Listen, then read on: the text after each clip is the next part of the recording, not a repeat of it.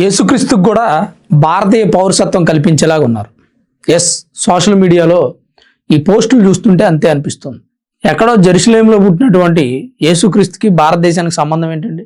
1354 సంవత్సరానికి సంబంధించినటువంటి షౌడ్ ఆఫ్ తురిన్ అనేటువంటి క్లాత్ను పట్టుకొని అది యేసుక్రీస్తుకు చుట్టబడినటువంటి క్లాత్ అని ప్రచారం జరుగుతోంది. అసలు అది యేసు ప్రభుకు సంబంధించిన క్లాతే కాదు అని యాంటీ పోప్ క్లెమెన్ 7 వాదించాడు గట్టిగా. కాకపోతే మీ నమ్మకం ఉంది కాబట్టి మీరు కొంతవరకు నమ్మండి, కానీ అది యేసు ప్రభుకు సంబంధించిందని నేను నమ్మనని ఆయన చెప్పాడు. అసలు యాంటీ పోపు క్లెమెన్ ఎవరంటే నేనే పోపుని అని ప్రకటించుకున్నటువంటి వ్యక్తి. ఒక వర్గం ఇతన్ని పోపుగా ప్రకటిస్తే మరొక వర్గం అతను ఒప్పుకోలేదు.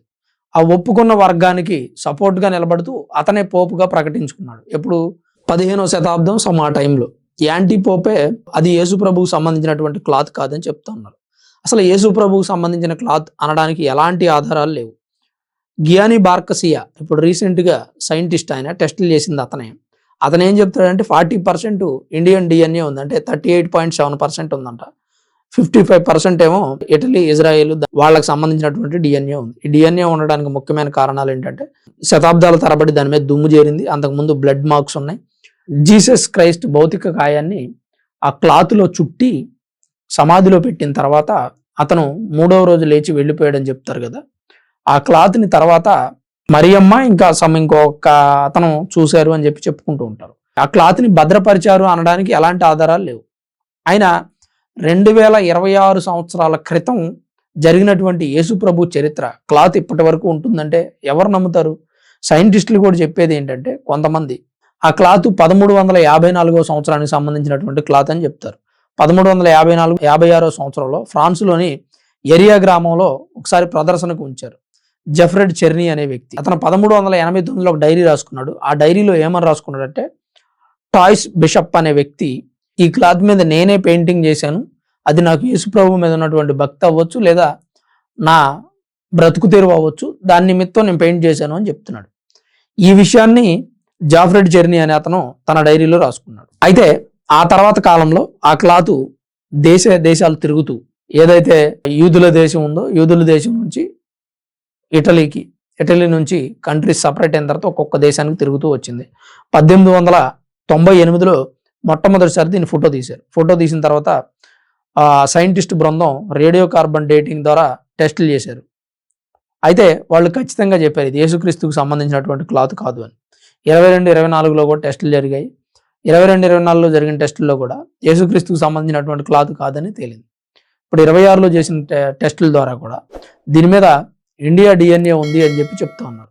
ముఖ్యంగా మనకు 1300, 1400 ఆ సమయంలో మన ఇండియా నుంచి నూలు ఎక్కువగా వెళ్ళేది ఆ దేశాలకి. ఆ దేశాల్లో ఈ నూలు ద్వారానే ఆ క్లాత్ తయారు చేశారు, అందుకని ఇండియా డిఎన్ఏ ఉందని ఒక రకంగా చెప్తా ఉన్నారు. ఇప్పుడు ఓవరాల్గా 26లో చేసినటువంటి మార్చి 26, 2026 మార్చి 26 చేసినటువంటి టెస్టుల్లో 40% ఇండియా డిఎన్ఏ ఉందని చెప్తా ఉన్నారు. ఇది ఏమాత్రం నమ్మశక్యం కాదని నేనైతే అనుకుంటూ ఉన్నా. ఎందుకంటే 1978 స్పెయిన్లో మొట్టమొదటిసారి చేసిన టెస్ట్ అప్పుడే కూడా క్లారిటీ లేదు.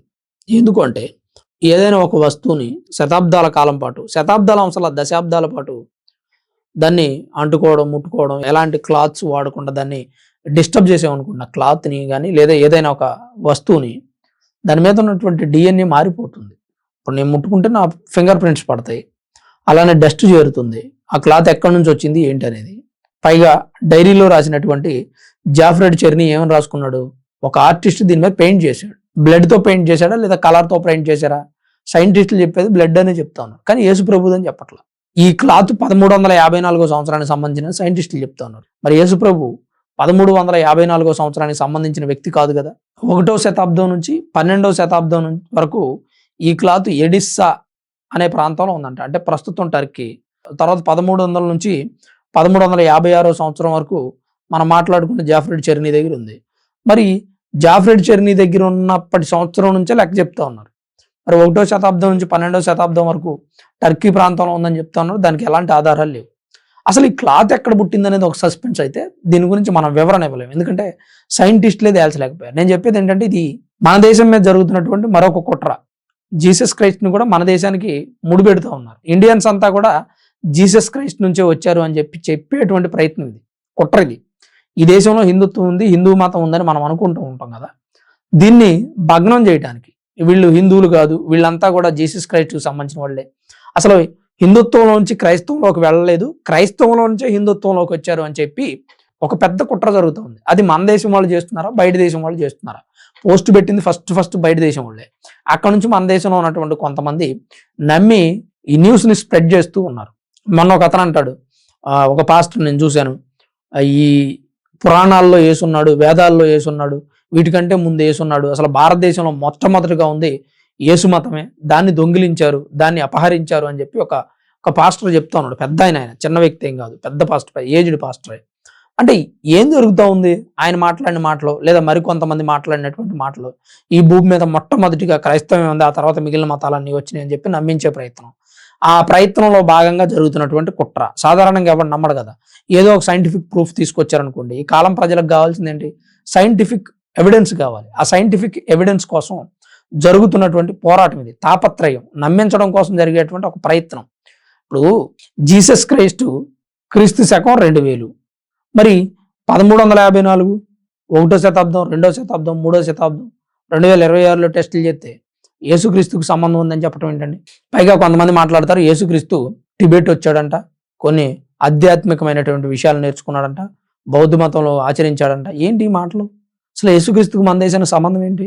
థామస్ అనే వ్యక్తి కేరళ వచ్చాడు, యేసుక్రీస్తు అనుచరుడు అని చెప్తారు. మేబీ దానికి ఆధారాలు ఉండొచ్చు, ఎందుకంటే కేరళలో ఎక్కువగా క్రైస్తవాన్ని అనుసరిస్తూ ఉంటారు. బైబిల్లో కూడా ఎక్కడో ఒక చిన్న ఆధారం ఉంది, అయి ఉండొచ్చు మేబీ. క్రైస్తవం అనేది జెరూసలేంకి సంబంధించింది, ఇజ్రాయేలు, యూదులు. అసలు యేసు ప్రభు కూడా యూదులే.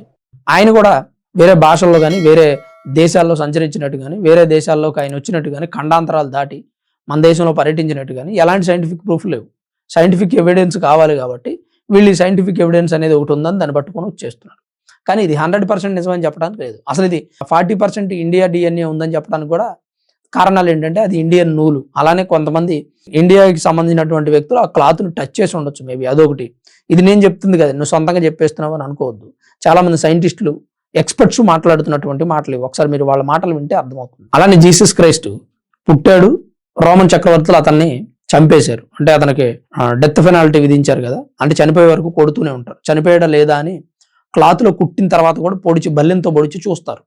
అలా పొడిచినప్పుడు ఉన్నటువంటి మరకలు కూడా క్లాత్ మీద ఉన్నాయని చెప్పి కొంతమంది మాట్లాడుతూ ఉన్నారు. అది ఎంత నిజం ఎంత అబద్ధం తెలియదు. అయితే యేసుక్రీస్తు పుట్టాడు, రోమన్ చక్రవర్తులు చంపేశారు. 30 నుంచి 35 ఏళ్ళు, 40 ఏళ్ల వయసు ఆ టైంలో చంపేసిన తర్వాత, కరెక్ట్ నాకు ఏజ్ గుర్తులేదు, మళ్ళీ దీన్ని ప్రాపగాండ చేయదు కొత్తగా, ఎందుకంటే నేను బైబిల్ అంత కంప్లీట్గా ఏం చదవలేదు, కొంతవరకు మాత్రమే చదవగలిగాను. చనిపోయాడు, చనిపోయిన తర్వాత మరలా తిరిగి లేచాడు అనేది బైబిల్ ప్రకారం ఉంటున్నటువంటి వ్యాఖ్యలే తప్ప సైంటిఫిక్ ఎవిడెన్స్ ఏం లేదండి. జీసస్ క్రైస్ట్ చనిపోయిన తర్వాత తిరిగి లేచాడు 3వ రోజు అనడానికి సైంటిఫిక్ ఎవిడెన్స్ లేదు. బైబిల్ ప్రకారం అతన్ని నమ్ముకున్నటువంటి భక్తులు రాసినటువంటి బైబిల్, అతన్ని ఆచరించేటువంటి అతని ఫాలోవర్స్ రచించినటువంటి బైబిల్ ద్వారా చెప్పడమే తప్ప ఎవిడెన్స్ లేదు. సో ఇలాంటి ఎవిడెన్స్లు ఏమీ లేకపోవడంతో జీసస్ని అన్ని దేశాలు నమ్ముతూ ఉన్నాయి. ప్రపంచంలో ఎక్కువ జీసస్ని నమ్ముకున్నటువంటి దేశాలు ఉన్నాయి. భారతదేశం మాత్రమే ఎందుకు జీసస్ని స్కిప్ చేస్తూ ఉంది? భారతదేశంలో కూడా జీసస్ని నమ్మితే బాగుంటుంది కదా. భారతీయులు ఏదైనా కొంచెం సైంటిఫిక్ ఎవిడెన్స్ కావాలని అడుగుతూ ఉంటారు, ప్రూఫ్లు లేకపోతే ఏది నమ్మరు కదా. హిందువులు కూడా చాలా వరకు సైన్స్ వెనక హిందుత్వంలో ఉన్నటువంటి అంశాలు దాగి ఉన్నాయి కాబట్టి హిందుత్వాన్ని నమ్మడానికి ఇష్టపడుతున్నారు. హిందువుల్లో కూడా చాలా మంది ఉన్నారు. ఇది సైంటిఫిక్గా ప్రూవ్ అయిందా లేదా, మన వేదాలు, పురాణాలు, ఉపనిషత్తులు అవన్నీ సైన్స్తో ముడిపడి ఉంటేనే నమ్ముతారు. మన నాటు వైద్యాలు కూడా సైన్స్తో ముడిపడి ఉన్నాయి కాబట్టి నమ్ముతా ఉన్నారు. మనం దేవుణ్ణి కొలుస్తున్నామంటే దాని వెనక గంట మోగిస్తున్నామనో, హారతిస్తున్నామనో, కర్పూరం వెలిగిస్తున్నామనో, కొబ్బరికాయ కొడుతున్నామనో, వీటన్నిటి ద్వారా కొంత సైన్స్ పరంగా శరీరంలో మార్పులు ఉంటాయి కాబట్టి అది చేయడానికి ఇష్టపడుతున్నారు చాలామంది. నేను చెప్పిన మాటని అగ్రి అవ్వకపోతే కామెంట్ చేయండి. చాలామంది అలాంటి సైంటిఫిక్ ఎవిడెన్స్ ఉంది కాబట్టి గుడికి వెళుతూ ఉన్నారు. ఇదొకటైతే మరి ఎందుకు భారతీయులు జీసస్ని నమ్మరు? ఇలాంటి ఒక సైంటిఫిక్ ఎవిడెన్స్ తీసుకొస్తే నమ్మే అవకాశం ఉంది. వాళ్ళు హిందూ దేవుణ్ణి నమ్మడానికే సైంటిఫిక్ ఎవిడెన్స్ అడుగుతున్నారు. ఇక జీసస్ సైంటిఫిక్ ఎవిడెన్స్ ఉంది ఇండియానే అంటే చాలా మంది భారతీయులు నమ్మే అవకాశం ఉందని చెప్పి జరుగుతున్న కుట్ర. సో ఇది జీసస్ క్రైస్ట్కి సంబంధించినటువంటి షరూడ్ ఆఫ్ టురిన్ క్లాత్ గురించిన వివరాలు ఇలా ఉన్నాయి ప్రస్తుతానికైతే. అసలు మీరేమనుకుంటున్నారు? మీ అభిప్రాయం ఏంటి? ఇది కుట్ర అంటారా, లేదా నిజంగానే జీసస్ క్రైస్ట్ ఇండియాకి సంబంధించినటువంటి వ్యక్తి అంటారా? దీని మీద మీ అభిప్రాయాన్ని తప్పకుండా కామెంట్ రూపంలో తెలియజేయండి. Thanks for watching this video. This is Ram signing off Samraj studios.